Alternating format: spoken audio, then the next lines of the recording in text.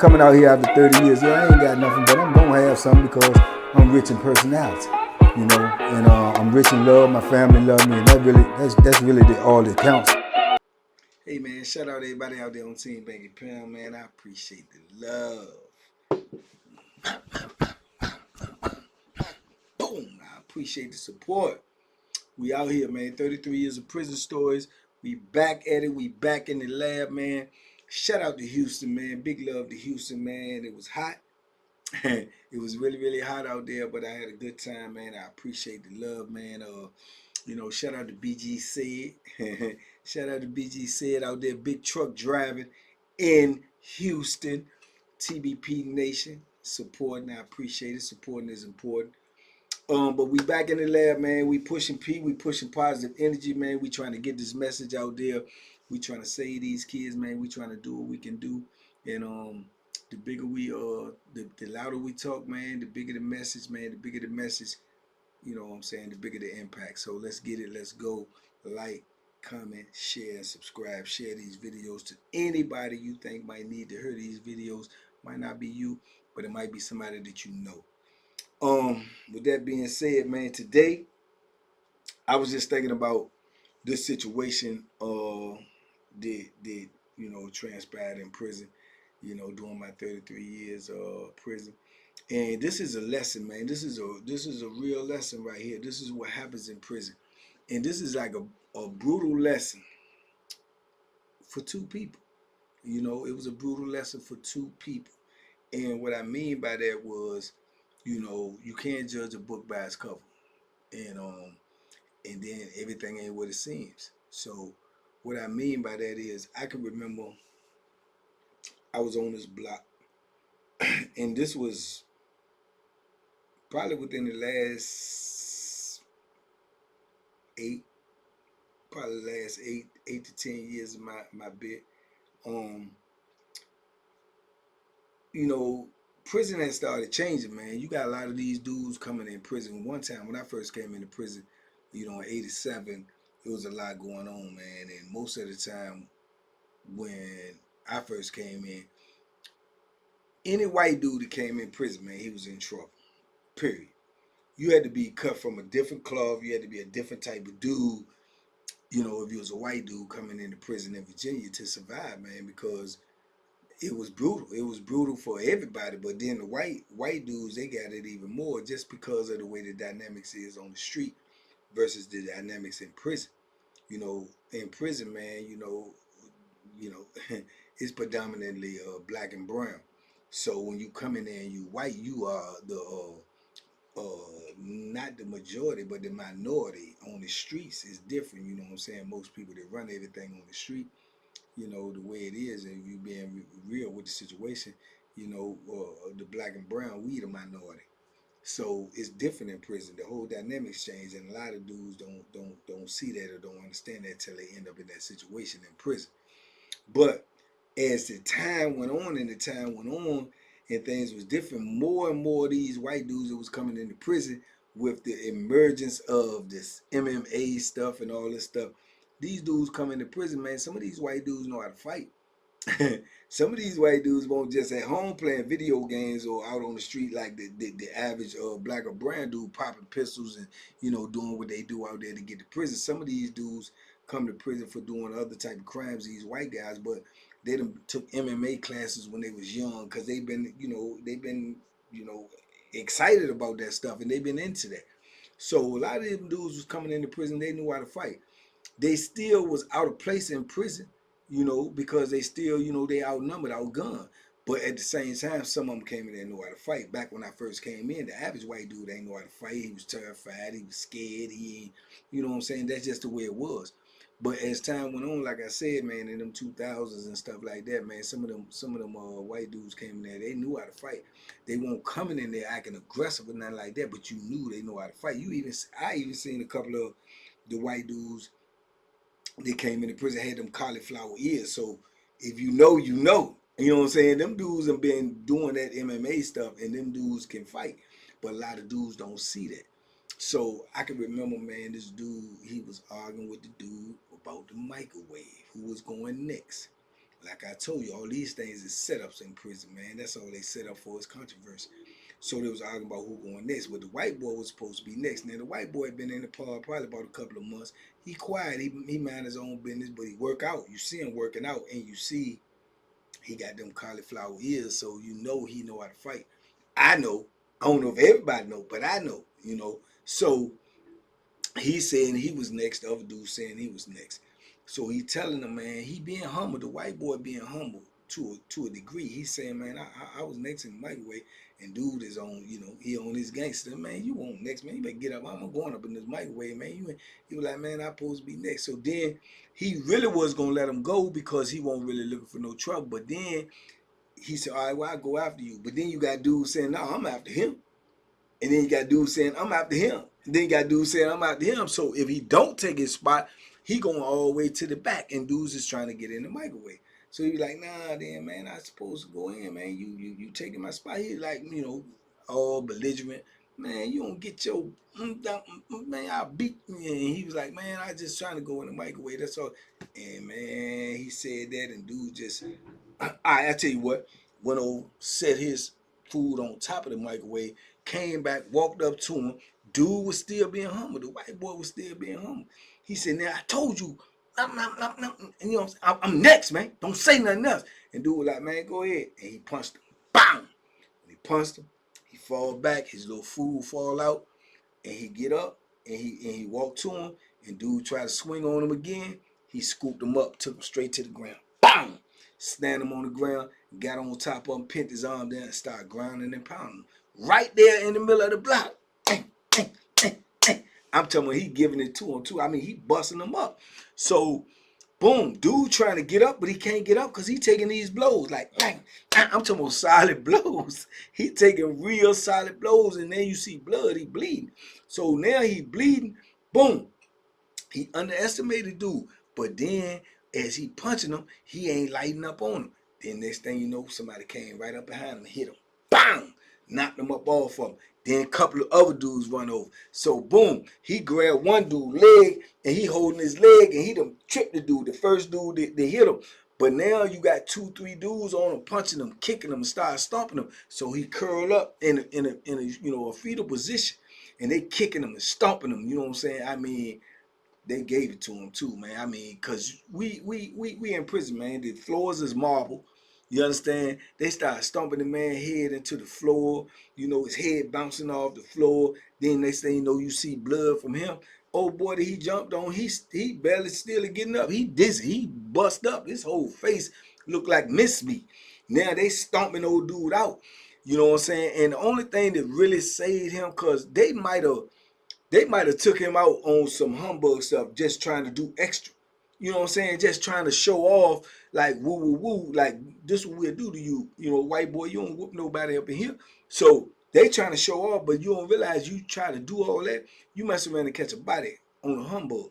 You know what I'm saying? You mess around and kill that boy, trying to be tough and trying to show off, and that's what happened. And the only thing that saved him was it was just so much noise in there because everybody looking at the police came over there and the police seen what was going on, saw where the whole crowd was looking at what was going on, look over there, hit the button, open the doors, tell everybody to go in, call it 10:33, people coming, running in there, they coming, everybody got to go to his cell.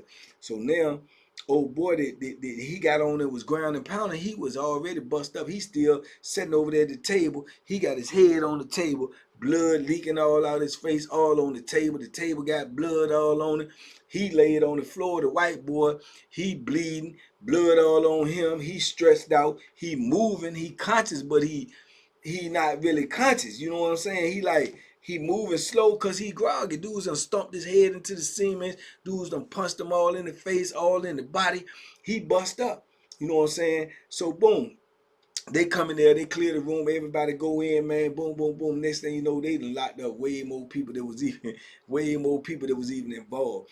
It probably was the white boy and him, probably 3 to 4. So you talking about 4, 5, 6 people. They locked up about 12, 13 people. You know what I'm saying? They got people that won't even involve because they don't know, because they see people standing around, and then you got this person in the booth. She gonna holler that he was over there. He was. So everybody got to go down that they grab just on investigation alone. You understand? They take both of them to the hospital and they got 12, 13 people locked up and all of them people weren't involved. But they gonna have to prove that they weren't involved, or this gonna have to come out that they weren't involved. And it all gonna depends on what the white boy say, it's gonna depend on what dudes say. But this is just how it go in prison. You know what I'm saying? But they really trying to, just exercise their authority to let y'all know, look, if y'all be doing this, this is what's gonna happen. Woo, woo, woo. It's a subliminal message. You know what I'm saying? So you ain't had nothing to do with it, and you might end up, being locked up for a month or so just to get out of the situation. You know what I'm saying? So it's still disturb your whole comfort zone, got you all out of your stuff, packed all your stuff up. You know what I'm saying? You might have been comfortable in this block, you might end up in another block, or it's just this. It's just chaos. You know what I'm saying? That's why when you see a lot of stuff break off in prison, even if you ain't got nothing to do with it, you need to get away from it, because if you don't get away from it, man, you can be pointed out and then you in a whole situation. You see what I'm saying? I was on the top tier. So you can't put me in it. I'm on the top tier. I'm looking down. I can see everything that's going on. I can see the whole situation transpire. I knew what was going to happen because I know how prison, policy go. You know, and it may be unfair, but it's true. You not gonna really. I don't know what's going on in another prison. I know what's going on in Virginia. You not gonna really be no white dude and just beat, you know what I'm saying, the dog snot out of no black dude, and ain't nobody gonna jump on you. They're gonna jump on you because they don't even want that narrative to be spread that a white dude can beat a black dude and don't nobody do nothing. Cause everybody that's standing around and don't do nothing, you gonna have, man, you let the white boy do that, man. You see what I'm saying? It's gonna be that type of dynamic. And then when you dealing with these young dudes, they ain't going for it. You know what I'm saying? They not going for it. And even the old heads ain't gonna go for that because that's just always been the way it's been in prison since I've been in there. A white dude, you gonna have to be doing some extra stuff to be respected on that level. Whereas you could get a one-on-one with somebody. You know what I'm saying? You gonna have to be really doing. You gonna have to be like a McNabb or something. You gonna have to be willing to die. You're going to have to be willing to die and to kill to get that type of level of respect. And I've only ran across a couple of white dudes that had that type of level of respect, while I was in prison. And I ran into them after they already had that respect. So what they did, I only heard about. You see what I'm saying? But it's been very few. Very few. So, and you got some white boys that just a rumble, man. Then you got them white dudes that hang with black dudes and they grew up around black people all their life.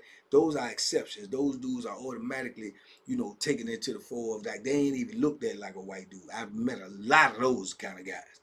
Then you got a lot of them that be faking it because of where they at. They trying to fake it to make it. But you can look at them and you tell, man, you won't even like this on the street. You know what I'm saying? And them dudes is like excommunicated. You know what I'm saying? They not getting that type of respect. I.e. the Bama Sahib, my worst celly ever. Them type of dudes is faking. But you got dudes that grew up around black folks all their life, and for the most part, this is their culture. You know what I'm saying? Dudes like that, they probably could get a fair one. They probably could, you know what I'm saying? But then again, like I said, it depends on where they at. It depends on where they at. So in essence, both of these dudes learned a brutal lesson, but a lesson had to be learned. The number one, the black dude, he learned the lesson that everybody ain't what they look like. You can't just assume because he a white boy you can do anything you want to do to him. You can't just assume because he a white boy you can whoop him. Especially if you been out here selling drugs all your life and playing video games and popping pistols and you did something to end up in prison and you ain't never been in a fight in your life, you just assume you can whoop him because he a white boy. That's a brutal lesson you had to learn because he beat your face in. You know what I'm saying? He literally beat his face in. And don't nobody help him. It ain't no telling if he would have stopped. He might have beat your whole face in, man. He might have beat you to death. You understand? Now the white boy learned the lesson that you in a black man world, man, and you need to act like it. And even if you took him down and did what you wanted to do to him, you shouldn't have been as brutal as people usually are in prison. All fights is usually brutal in prison. He was probably trying to demonstrate that too, that he wanted to be played with.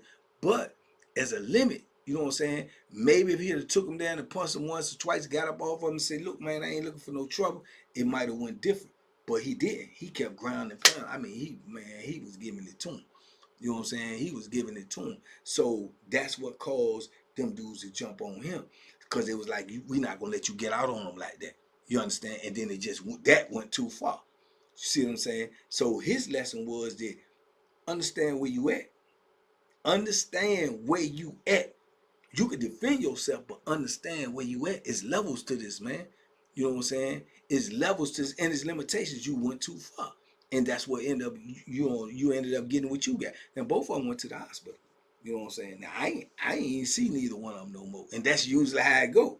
When something happen real brutal, and people get locked up, normally they're gonna get transferred. It's a chance you might run into them again or whatever, and you get the backstory of what's going on or what happened or how you felt about that or woo woo woo.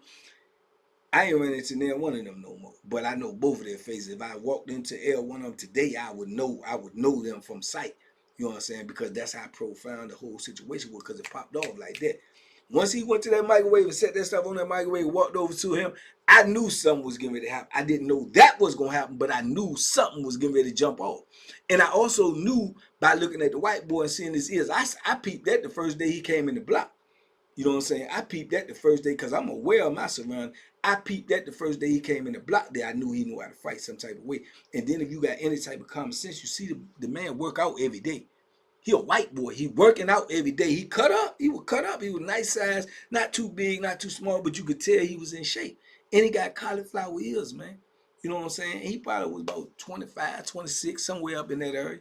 You know what I'm saying? So he done did some type of training, some type of, hand-to-hand combat, would be it MMA or something, wrestling or something. He did something for his ears to be like that, because I know that's where that come from. But these youngins coming in there, they don't understand that. They can't peep signs. They can't do nothing. They going off of sight. Oh, he a white boy. I'm gonna try to. Yeah, okay. Well, you got your face beat in.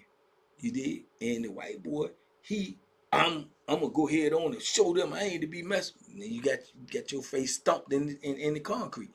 So two brutal lessons, man. Two brutal lessons in one incident. Two brutal lessons in one incident. Prison is a different animal, man, and different things go on in there. The rules out here don't apply in there. The rules in there don't apply out here. I can't act out here like I act in there. You understand? I can't, because it'll get me back in there. See what I'm saying? So you got to understand your surroundings, man. You got to understand your environment, man. And like I say, prison is different, man. It's a whole different beast. And man, yeah, man. And I could see the whole dynamics of prison changing as I did more and more time. I could see it. I could see everything changing, man. The rules, the convicts, the administration, everything just started getting different and different. After every 5 years, something changed in prison. It's a drastic shift, and you got to be able to follow that shift in order to survive. Because if you out of pocket, anything can happen to you. Anything can happen to you, and it don't matter who you are. You got to know where you at, and you got to know what's going on, where you at, and you get transferred from this prison to the next prison, and things ain't going the same way, and you acting like you was acting in the other prison, but that don't apply to this prison. Then you in a situation. You see what I'm saying? And like I told y'all before, all situations is lose in prison. You can't do nothing but lose. You just try to lose, what I'm saying, with less uh, discomfort as possible. But you gonna lose, even if you win a fight, even if you win a battle, even if you win a war, you gonna lose, because you gotta pay for it. In prison, you gotta pay for it. You going to the hole, you get transferred, you might get more time, you might end up in somebody's courtroom, or you got more enemies, so that's gonna bring more drama down the line. So it's lose all the way around the board. But you gotta try to preserve your health. You gotta try to preserve your body. You gotta preserve your life. You know what I'm saying? And for that, you got to be willing to suffer any consequences that come with doing that. That's just the way it is. So yeah, but they both learned two lessons that day, man. Both of them, I guarantee you, wherever they ended up at, both of them, had a different understanding about what to do and what not to do. I know the young, and he got a different understanding. Like, I can't just pick or choose a white dude because I'm thinking he's soft. I know he understand that now. If he don't understand that now, and I know that white boy understand it. Yeah, I can't just, even if I can fight, even if I can defend myself, I can't go overboard if I had to defend myself against a brown or a black dude in prison, because I'm gonna get jumped, and that's just the way it goes. Ain't nobody saying it's fair, ain't nobody saying it's right, but guess what? Ain't nothing fair or right about prison. Not one single solitary thing. Period. That's the way it is, man. But anyway, man, I just wanted to share that with y'all, man. You know, y'all talk to me in the comments. I talk back. TBP Nation, I need y'all to spread these videos. I need y'all to share these videos. I need y'all to make sure that you is subscribed. I need you to like these videos, and I need you to leave comments. That's the only way this platform is going to grow. And we trying to grow because we trying to get this message out there, man. But one thing for certain, two things for sure. I definitely appreciate everybody who is subscribed, everybody who watch me, everybody who shares these stories. I appreciate you. Big love to each and every one of y'all. TBP Nation, stand up, man. We on the move in 2024. Stay tuned. We got a lot more coming, interviews and some more stuff. So y'all stay locked in. Appreciate the love. Y'all be safe, be smart, make good decisions, and by all means, duck them hooks, man. You don't never know when they coming. See, you ain't even know that one was coming, but duck them hooks, man. Y'all stay free, man. Stay sucker free, stay Bama free. Stay locked in at TBP. We out here.